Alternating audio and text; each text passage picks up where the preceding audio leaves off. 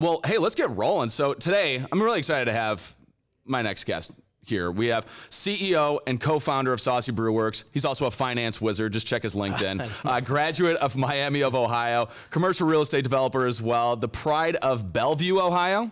Let's go. Good old Bellevue, Ohio. Absolutely. 8,500 strong. Let's go. They're very strong down there, over there.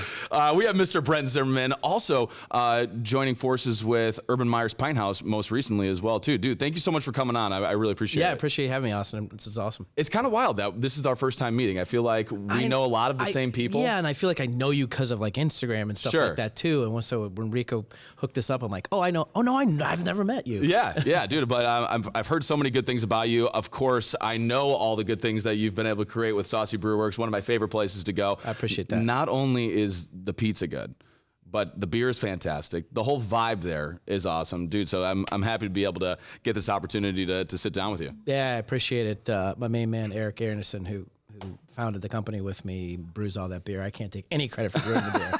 I'm a good taste tester. But yeah, you got to be quality assurance. Yes. But you've also been making sure that it stays afloat. That's right. And growing the business, which you guys have grown like crazy. Yeah, we have. It was always kind of our intention to, not only be a brewery that produces beer that we send to the market and distributes, but also to grow our pub base and stuff like that. So we really believe in the hub and spoke model. Sure. Which ends up being a more capital raising, that kind of stuff. But I think in the long run, it's going to prove to be one of the models that makes it, especially in this environment now where grocery shelves are getting smaller with craft beer and there's a lot of competition. So, well, it's also crazy too, because there was such a boom of craft breweries, and it's, all over the place. And that was about that time when you guys started in 2017, and maybe even a little bit before. Probably the essence of that boom was maybe the sweet spot was 2015, but you guys started in 2017, so about that spot. But now you're seeing all the little guys are starting to kind of fade out. How have you guys been able to differentiate yourself and continue to grow and not just stabilize, but continue to grow and build new places and new markets and also different product lines of coffee and everything like that too? Yeah, I think a little bit of it is our approach from the beginning. I have no experience whatsoever in beer, and I did something completely different. And so we in our call it C-level team, there's a lot of institutional experience from other industries. When you figure out that, okay, this isn't just a hobby, somehow we got to pay bills. Sure. Yeah. I think that's where kind of you start to separate folks, and it, like many businesses now, scale is important. Yeah. And just from a buying perspective, the input cost perspective, there's so many little nuances of the more beer you sell, the cheaper it gets for you to sell it. Yeah. And so I think not only our marketing folks, we have Lean Six Sigma people, we have accountants, we have things like that inside of our business that we're very intentional. Mm-hmm. We build it a little more like a startup, aka it takes a lot of money to go from 0 employees to 300 employees, 8 locations, and distributing in the marketplace. Yeah, raising capital the entire time, kind of like a startup would do. Sure. Right. So you kind of have to have belief from friends, family, investors, that kind of thing, that you're going to get to where you're going to, because it doesn't show year 3 you're going to send a bunch of money back to people. Yeah. Right? So it's just been kind of the philosophy we've always had of how we're going to build this thing, and in a more institutional way we like to talk about it, as institutional as we can at our size. Yeah. So I mean, you came in from a very conscious approach of having that business background. Take me a little bit of your background. I went to Miami, Ohio. I didn't know you did a stint in Boston. You were working at a hedge fund in New York City. Kind of take me through that experience and how that allowed you to kind of get into the craft beer world and also be this startup business owner when you were working with billions of dollars. Yeah. It was super helpful. My dad owns a construction company. Sure. And you're like, why am I telling you it? Start. I was born a baby. So it gets you, I'll get you there quick. But this group of remodelers across the country act as consultants for each other. One of the places that they went, one of the business owners was on Nantucket Island. I went with my dad to Nantucket because it's an amazing place. Sure. So I met the guy that ran the construction company. Well, I was going to come back this summer and bartend and work on his construction company during college, right? Yeah. Well, in the meantime, he introduced me to, at the time, the head, of marketing at Massachusetts Financial Services in Boston, which is a $500 billion money manager now. Yeah. They invented the mutual fund, literally. That's pretty good company. Yeah. And so, like 2 weeks before I'm supposed to come to Nantucket, he calls me on the phone. Hey, can you have lunch tomorrow? I'm like, yeah, sure. Where? Names some restaurant. I'm like, I don't know where that's at.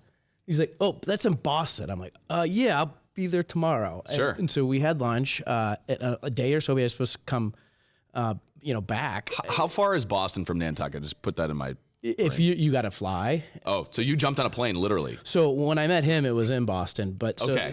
the construct. Sorry, Oh no, you're good. The guy that owned the construction company built the house. Gotcha. For the head of marketing. Gotcha. Yeah, Okay.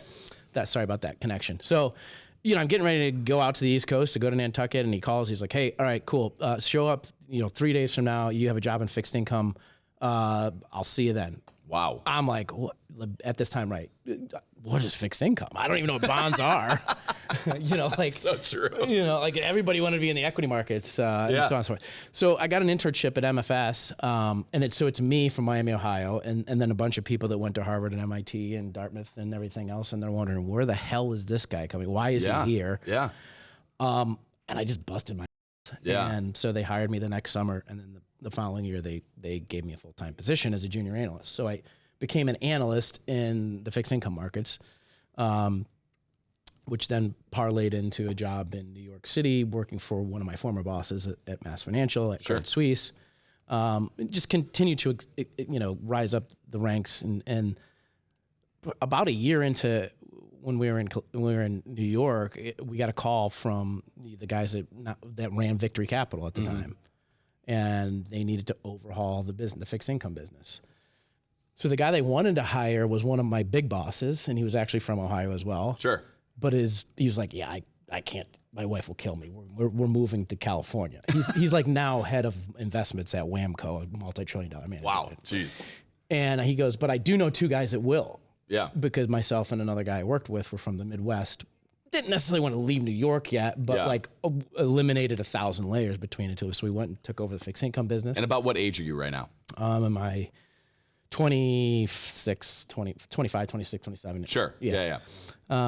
So we came in, fixed the business. While we were there, KeyBank, who owned Victory Capital, a couple of their clients wanted to do more business with the bank. So they kind of had an open RFP process of all the business units. And we pitched a long-short credit hedge fund, and they picked us. So Ball Corporation, who oddly makes beer cans, and the Koch brothers funded us with $118 million in assets. And then we did really well in 08 and 09 when everybody else sucked. Yeah. And then Dodd-Frank happened, which for most people was not good. But for us, it was great because we're no longer competing with the banks because they couldn't hold that risk. They couldn't hold private equity risk and hedge fund risk inside the bank. So we were deemed not competing anymore. AKA we can spin out and run our own business. Yeah. So we found a private equity partner in New York. They own 50% of the business. We own 50% of the business. Ball and Coke seeded it. Yeah. We grew it to close to $1 billion. Wow. And, with leverage to 2.5, depending on how much leverage we had on at the time. So mostly corporate bonds, some derivatives, some equity hedging, stuff like that. But the bond market, most people don't know, but the bond market runs the world. It's substantially larger than the equity market. Without it, companies wouldn't be funded. Yeah. So then you are in New York, then you come to Cleveland. I mean, why beer? Where was, you're doing the most white collar job ever. And then now you're coming to Cleveland, you're taking over a place in Ohio City. I'm sure you guys renovated the entire place. Also in an area that, now we know it's called Hingetown, but in the Ohio City area. But that was not like an up and coming area. Now like that area is like it's a fun little cultural area. But like what a leap of faith that had to have been to be able to do that. Yeah, why beer? My wife asks that question daily. Trust me. She's like, "Can't you just go, wanted to drink for free? Can you just go do what you used to do?" No, I was approached. So 2 employees of mine at my hedge fund worked with another guy who started another beer company 9-10 years ago, and I was approached to be their seed investor. So I did a bunch of work around, hey, just like I was investing in a company for a portfolio, do I want to do this? Yeah. That's when Eric Anderson comes in, and I'm like, hey, I don't know a lot about beer. I know things about business. This sounds interesting. Can you help me out on the operational side? So we dug into it for a month or so. Decided ultimately we didn't want to do it with them.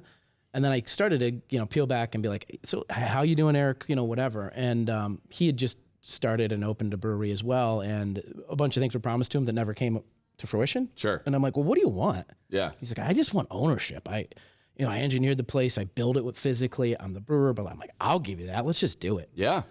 So he's like, you will? I'm like, yeah, let's figure it out.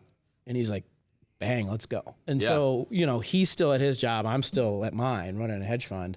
And we start building this thing. And, the building that we're now in that you guys know, it was in shambles. Sure. All the windows were broken out, syringes are on the sidewalks, whatever. What was that building originally? What was it originally built for? They used to build up like water treatment plant parts there. Okay. When I bought it from the guy who owned it, he used it just for storage. Okay.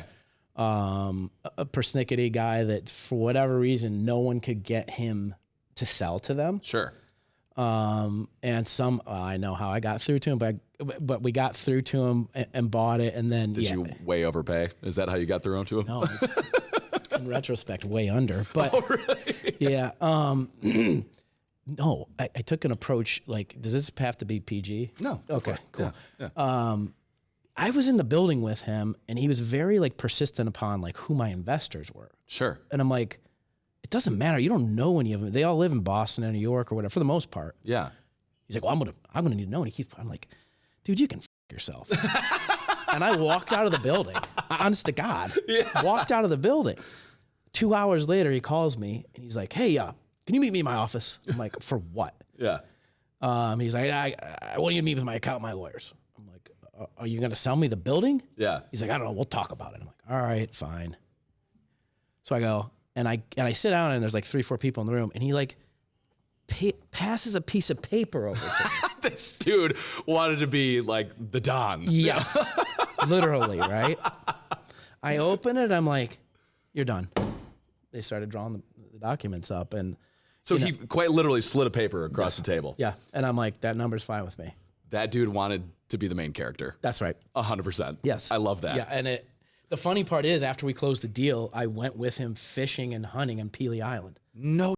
So everybody's like, he's going to kill you. Yeah. So Do not go hunting with that man. Yeah, it was just the two of us, too. Imagine in the, close to winter when, it's about this time of year, a little bit later probably, which I've never walleye fished at night, but their eyes are glowed at night. I had no idea. Okay, I wouldn't have known that. Which was kind of a fun experience. Yeah, But it's not like I'm a fisherman, but it was fun to do once. Yeah. Yeah. You know what I kind of love about your story, and I want to know a little bit more about the mindset of just jumping into things that you don't really know anything about. You got the opportunity in Boston, you jumped into the beer business and not, I'm sure you knew a lot about how beer tasted, but not necessarily about the beer business. Where does that mindset come from and the confidence come from to be able to just kind of jump in head first and just be like, you know what, I'm interested in this. I'll figure it out along the way. Yeah, I think a little bit of it comes down to grit. I think that's the most important thing in life. But I grew up in a small family business. My dad owns a construction company. They develop multifamily buildings and things like that as well. So did my grandfather. Mm-hmm. So, I lived through when he made $6 an hour and going to McDonald's once a year was a big deal, right? So, he's been very successful since. Sure. But there were lots of sacrifices and lots of long hours and lots of, we're home with mom and dad's not home till 10 o'clock because he's whatever job that he's doing. Yeah. So, I think that helped a ton. I had my first business when I was 8. Yeah. My grandfather was my lawn mowing partner. Sure. He's retired and he's my lawn mowing partner. And I would always bitch at him why do I get to ride the mower? I gotta always push. It's I have arthritis and I'm 70 years old. Yeah. So I think that helps a ton. Grit, whatever. I just like figuring things out. Some topics I would never touch, like brain surgery or things like that. I don't have the Please stay capability. away from that. Yeah, I couldn't do that. Train doctors. Yeah, but when it comes to business opportunities, what's interesting, I think it's kind of like the spice of life. It's interesting to figure out a problem. Yeah, and there's a lot of basic things you have to do right that are similar in every business, right? In terms of managing costs and all that kind of thing. So, look. Beer's not that complicated. Sure. It's very hard. Yeah. It's a lot harder than everybody thinks it is. Yeah. But it's not that complicated. Yeah. So, I mean, with that mindset, kind of looking back at your career and kind of everything that you've done, is there something that you've done that's just like completely burned you or you failed and then learn from it? Oh, Give me an example. Absolutely. One example. Oh, well, this is a good one.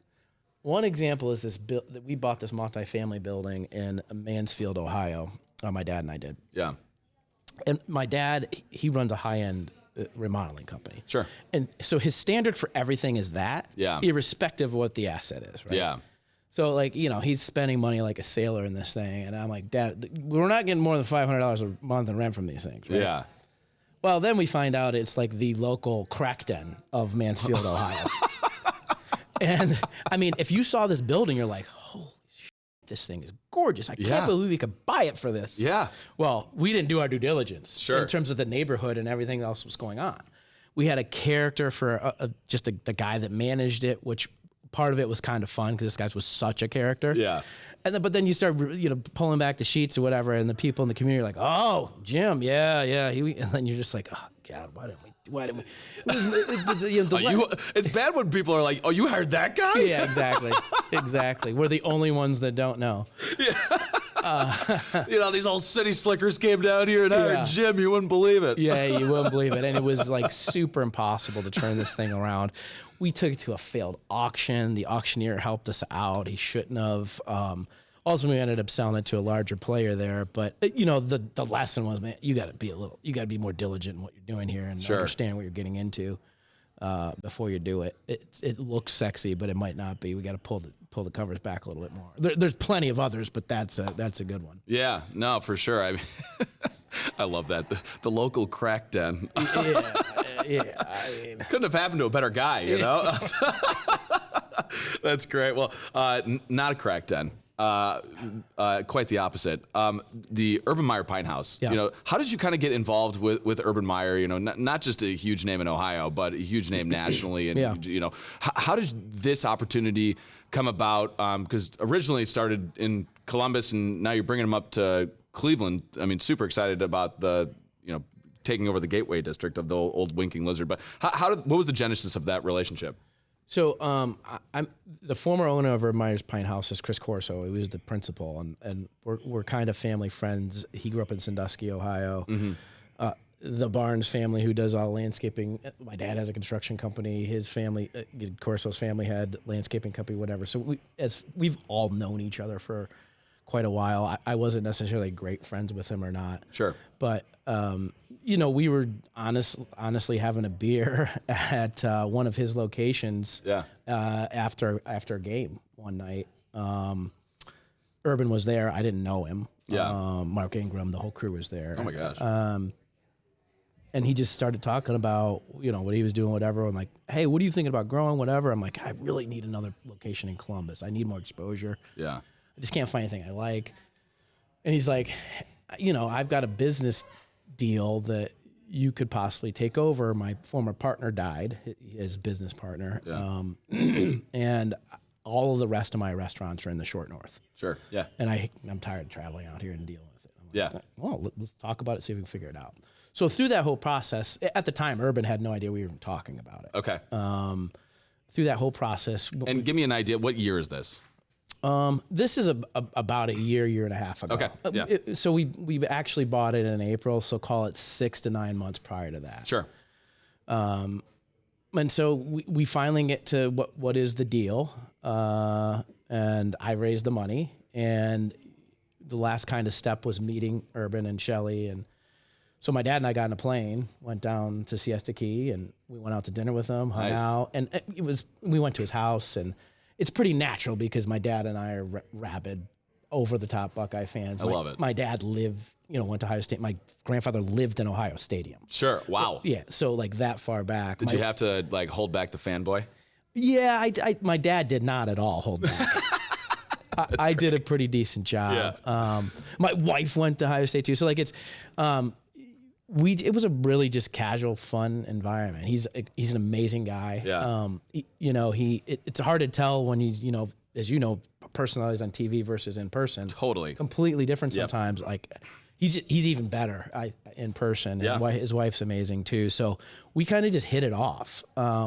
that was like the final stamp of approval. Once they said, yeah, you know, because you don't want to have a partner you have a trademark licensing deal with that hates you. Totally. Yeah, you don't want anyone to really hate you, especially when you're in business. Yeah. So, excuse me. So, you know, that's kind of how it started, and since then we've forged a really good relationship. But yeah, it's one of those things you never would have thought would happen, kind of thing. And now he's super excited about it. We talk about this stuff all the time. You know, he calls me because he doesn't like to text, and calls me all kinds of names because I only text, but whatever. Yeah, that's great. But it's a lot of so fun. you're a big text guy, huh? Interesting. Yeah. I'm a call guy. Are you? I'm a big call guy. Yeah, nice. And one of my biggest pet peeves is if someone texts me and I call them. And they don't pick up? And they don't pick up. It's just like I was literally, and then they text me and be like, I'll call you. But it's like, just pick up the damn phone. Like, it's so much easier. Like, what are we doing? But I'm also sure that they think it's the exact same, like, opposite of That's like, right. if I could, they're like, why the hell is this guy calling me right now? I just texted him. Yeah, So, that's but, right. But you guys are bringing that up to Cleveland. How did the opportunity?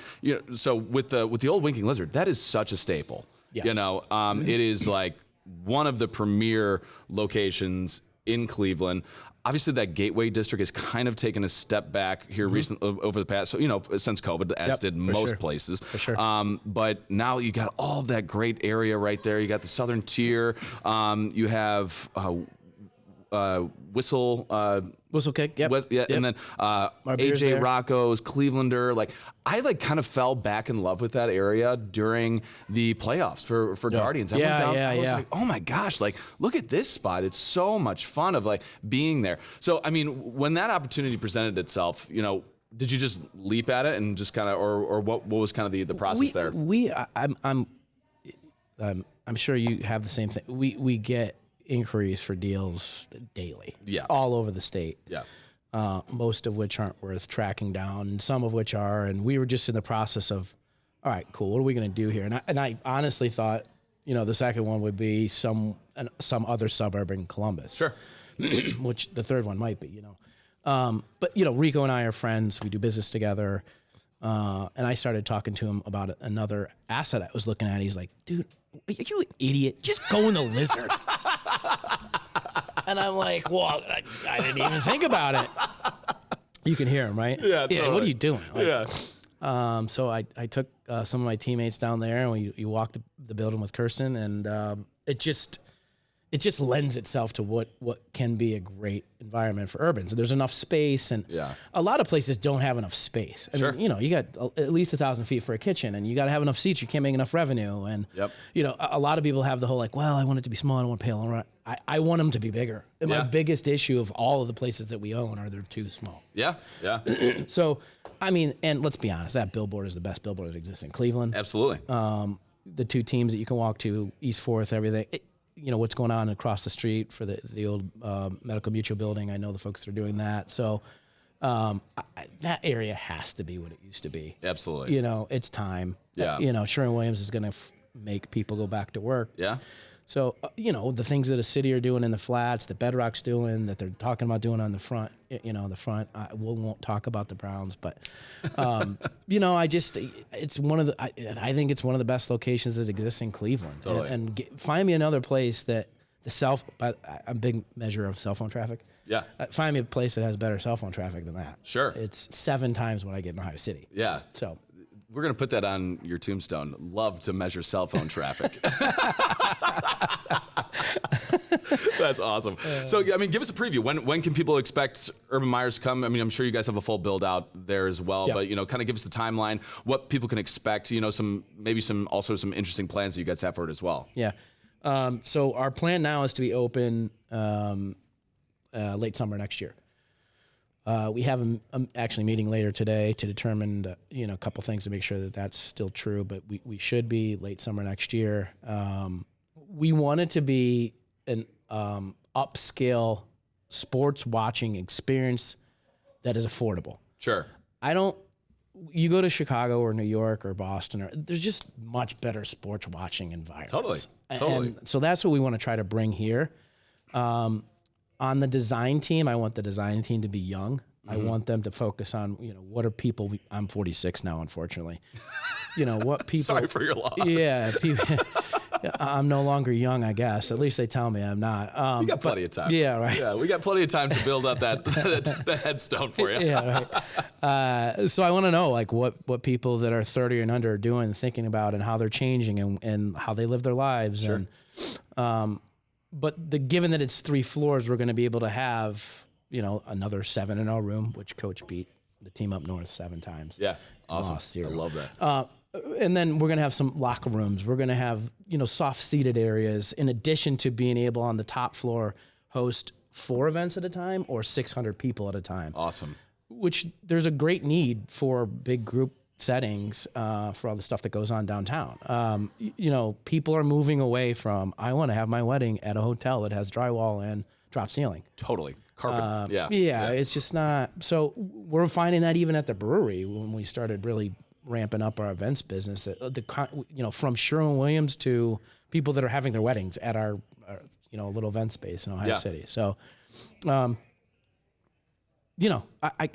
into events, I just want a high-end sports environment that's enjoyable aesthetically, that people are comfortable, that's affordable with solid food, not, frozen. It's also going to be the premier Ohio State bar. Yeah. What's another Ohio State bar in Cleveland? Granted, I'm not a Buckeyes fan, but I respect the Buckeyes. But I went to Iowa, so hell yeah, go Hawks. Hey, did you see that guy that ran the 4.1, the 40 on the field for it was like 4.15. Some track guy for Iowa. Oh my gosh, insane. No, yeah, insane. Yeah, last week anyway. Corn fed, baby. Yeah, baby. Let's go. Let's do it. But I mean, that's going to be the premier Ohio State bar. It is. I mean, our Ohio City location, we get great Buckeye traffic. Yeah. But I don't think you're going to be able to beat that. Sure. Yeah. What's the mindset of, you're in that neighborhood of Ohio City. You've been really kind of a staple in that corner specifically. What's the different mindset of now coming downtown? I mean, I'm sure it's a little bit different playbook. Yeah, it's a different playbook. I think, people kind of abandoned it a couple years ago when COVID happened and the riots and everything else. And I think we're on the upswing. I believe in cities. I believe in, the way the administration's going. I don't agree with everything they do. They know I don't because I talk about it. They wish I didn't. Sure. But I believe in the way that they're moving, the things that they're changing, the partnerships that they're making. It's very refreshing versus what we used to deal with. Yeah. And I think Cleveland's going to win. I mean, it's a great city. It's affordable. This lake is amazing. And I have a hard time finding other places in the state that will do better than the core of a city.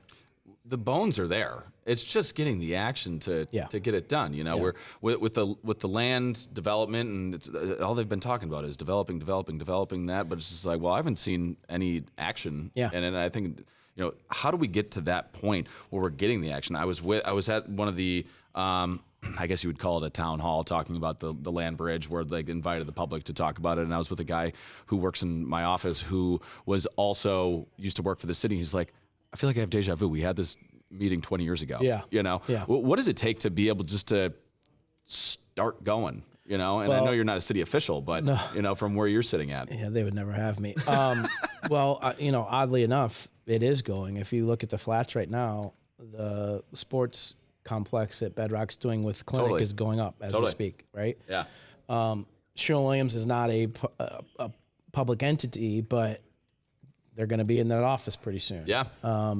So it all takes way longer than it needs to. There are a lot of things we're not going to get into, real estate zoning codes and all that kind of stuff, but they're making progress. It takes a little time to right a big ship like this, but we're seeing green shoots of it. We're seeing, the park, I always call it the Central Park of Cleveland, but the West Bank, we're seeing things. It takes longer than we want them to, but 10 years ago, would I have ever thought that we finally can develop lakefront, Berkeley lakefront? No. Sure. And I think it's reality now, irrespective of the Browns are there or not. What's you can be as PC as you want here, but sitting in your seat as a business owner in Ohio City and also now downtown, is it going to be as disastrous as they're talking about if the Browns leave in your perspective, kind of from where you're sitting? So I believe it's very connective and important that they're there for small businesses, just because those 8, 9, 10, events, there's exponential revenue during those days. Yeah. Yeah. Right? And so the rest of the year when maybe, you know, you might be doing okay, those put you over the top. Do I think it's going to ruin downtown? No. Do I think they should build a dome downtown on the airport? Yes. Yeah. And it pisses me off. No, get out of town. Yeah. But you know, it's more important than people think it is, just because those 10 days where you do 4 or 5 times the revenue you normally do. Yeah. That's your profit for the year. Totally. The rest of the days you're breaking even. Yeah. For a lot of that. So, you know, I think it is important. Sure. You know, and the hotels that fill and everything else. Yeah. And now we're going to be competing for concerts. Don't tell me we're not going to be. Yeah. You know, sure, some of them will go to Rocket Mortgage that would normally go there, and sure, some will go to an NFL stadium that normally, but the ones in the middle, you got a no shiny stadium out there. Where are they going to go? Yeah, right? totally. So, you know, and on the flip side, good luck financing it on your own. Yeah. I don't think they're getting any public money, and good. It is what they need, $3 billion At least, which will be 5 by the time it's done. Sure. Oh, totally. You know, Yeah. that's construction. Yeah. Construction 101 is just double it. Totally. Yeah. And also add like 6 months to a year At on least. the time. Yeah. So, which mean, like, think about it. They got to get going. The lease is up in 29. Yeah. You got to start construction pretty damn soon. Yeah. Either way you're going. So that's why the planning process would be so long. But I don't know. So in an ideal world, you are able to do this. What is your plan? Would you develop it on Burke? Would you Yes. redevelop? Yeah. Yeah, let them play there to the 29. We're building it next door. There's 500 acres. Let's go. Yeah. Don't give me this engineering. All of the Back Bay of Boston, it used to be water, Sure. Yeah. right? I saw a TikTok on that recently. I could not believe how, like, they basically just like built Boston out of nothing, essentially. They did. Which is wild. Look, they did. Look what they're doing in Abu Dhabi. They built an airport in China on the water. Like, come on. You're going to tell me we can't build a stadium out there? Yeah. That's just BS. Yeah. You know? Yeah. Yeah, there's a lot of really smart engineers and architects and construction companies around the world that can definitely do that. Sure. Yeah. I'm interested to see how it's going to play out. I am too. I have no control over it, so I None, might as zero. well sit back and enjoy the show. Yeah, it's gonna be interesting. That's for sure. But it was nice to get back to watching a decent team last week too, though. So Oh my gosh. that helped. Dude, it was night and day different. Yeah, wow. It just Also, I'm a big Jameis guy. I mean, he's great. He's an electric factory. He He is. comes in there and he slings it. He's entertaining. He's interesting. And it just, I'm sitting there watching, I'm like, this is what football is supposed to look like. That's right. Even when we were had spurts of rolling this season, it still looks so damn hard. It did. You know? It did. And you look back last year to Flacco, and It looks so easy. so easy. And like, Joe is a great quarterback. Don't get me wrong, but he's not going to be in the Hall of Fame. No. Well, No. might. No. he He has 2 Super Bowls. You're right. He might know? be. Yeah. Is Eli going to be in? Oh boy, I was actually thinking about that the other day. He's a 500. He's legitimately a 500 quarterback. Yeah. But he has 2 Super Bowls. 2. I don't think he has an MVP, I don't think so either. but his last name's also Manning. Yeah. So. And he's pretty funny Yeah. in a dry way. Yeah, and he's a very likable guy. Yeah. That Manning cast I can't get enough of. It's pretty good. Yeah, It's pretty good. sure. So where you're sitting right now, looking. By the time you retire, what do you want your business? What do you want Saucy Brew Works to look like? What do you want Urban Meyer's Pint House? What's kind of your dream for all of that? I think we'll add a few more locations in Ohio. Sure. And hopefully the distribution business is a 2 or 3 factor larger than it is right now. Sure. Whether that's through organic growth or acquisition. And I don't say that just because I aspire to be an XYZ size. I just think that you need a certain size to be able to compete, to be able to exist. Yeah. Given where we're at right now in the industry. So, sorry, I don't know if this is. Oh, you're good. Yeah. So I think it's super important to continue to grow from here. But then after that, I could see us adding 2, 3, 4 more pubs, and that's probably it. Sure. You know. So you're not trying to be like Anheuser-Busch or No. If that's ever a thing, somebody bought us and I'm moving on. I'm not the CEO and I'm doing some other crazy thing that you can't understand why I'm doing that either. No, not at all. Interesting. Yeah. From your seat and with your experience and, brag on yourself a little bit, what would you say your business superpower is to be able to get you to where you are right now? I'm okay with hearing no. I don't give a what anybody thinks. Yeah. And grit. You got to get up every day and come back and do it again, no matter what's going on, no matter how much you're facing, no matter what the obstacles are. You got to get up every day and do it again. And sure. That's the hardest part because it's not easy. It's not sexy. Yeah, at 4:00 we get to go downstairs and have a beer sometimes. Yeah, that's fun. It's great, right? But that's just such a small part of it. I think without the belief in what your plan is, the understanding that it doesn't matter that this sect of people think you're wrong and shouldn't be doing it. You got to just have belief in what you're doing and not really care what people think. Yeah.